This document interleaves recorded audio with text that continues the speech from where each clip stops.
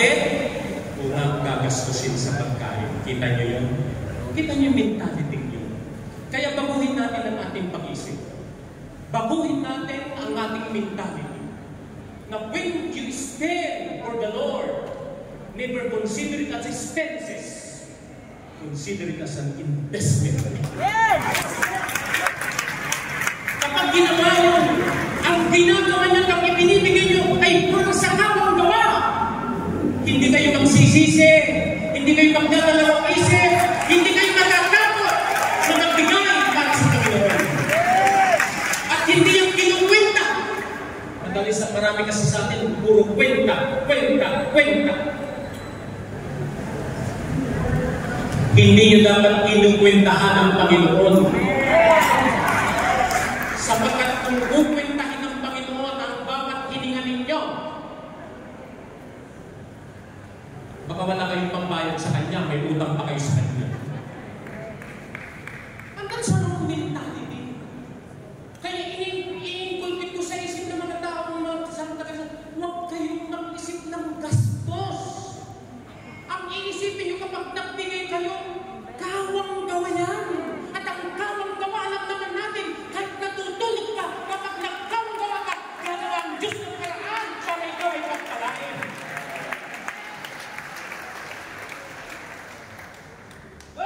Itaas ang kamay ng mga takong gumastos.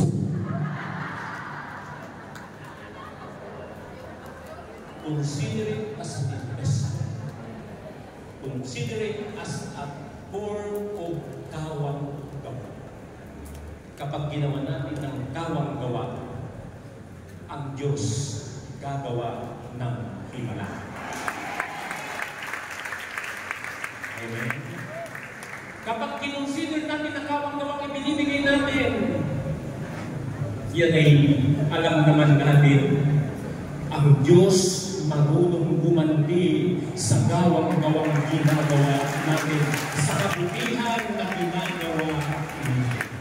Subok nyo na yan. Kahit napigit nyo yung mga mata, hindi nyo may tatanggi. Sa tagal natin naglilingkod dito, magkakasama pa tayo noon, ang ngayon alam ko, hindi pa rin nagbabago nyo sa pagkatao sa buhay natin. Noon wala akong narinig na reklamo na hindi ako nakakarinig ng perfect din na naman, may tunwas na naman, may thesis na naman, may kontribusyon na naman. Noon, kahit mabalik ka ng bulsa, nakagibig, nakaharap sa Panginoon, nagpupuri sa katalagyan, hindi siya pinagpupunan, hindi yan siya. Sabi niyo, kawang gawa. Huwag kayong matakot magkawang gawa. At alam naman natin yan, na kapag nagkawang gawa tayo sa gawain ng Panginoon, siksik-liglig ang ginagawa. So, alalahanin yung palagi. Huwag kayong magkukwenta ng ginagamit mo sa Panginoon. Huwag kayong kwenta ng kwenta. At huwag yung ituturo yung iba. Kahit walang-wala kayo, mag-ambag kayo.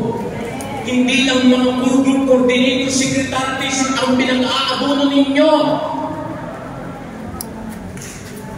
Mag-ambag kayo. Kahit maliit lang, basta may ambag kayo, at least masasabi nyo, kasali ako dyan.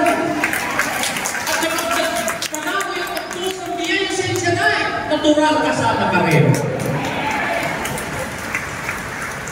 So, tignan nyo yung ginawa ng batang may dala ng bago na limang tinapay at dalawang isda. That's a pro, kamon ka. Bata ka naman.